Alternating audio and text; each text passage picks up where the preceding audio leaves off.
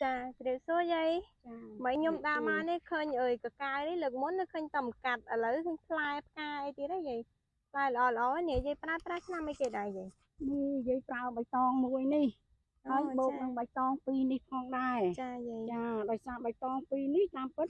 គេយកប្រើទៅលើសត្វប៉ុន្តែ Chà, យើងសត្វក៏យើងដើម្បីជួយសម្រាប់មេរោគអញ្ចឹងយើងនឹកឃើញថាបើវាអាចសម្រាប់មេរោគបានអញ្ចឹងយើងក៏សាកជាមួយនឹងយកមកប្រើលើដំណាំហ្នឹងគឺបានដូចគ្នាអាចជួយកម្ចាត់សត្វល្អិតបានមួយចំនួនហើយធ្វើឲ្យផ្កានិងផ្លែហ្នឹងគឺរីកថ្នោតបានស្អាត chà vậy ចា chà. និយាយទៅខ្ញុំបាញ់ហ្នឹងកាកាវខ្ញុំល្អហើយចេញផ្កាចេញផ្លែមកហ្នឹងគឺល្អ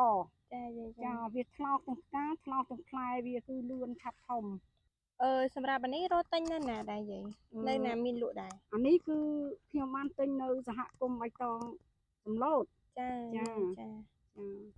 ចា ចាចឹងអរគុណច្រើនណាយាយ ចា ចា ចា អរគុណច្រើន ចា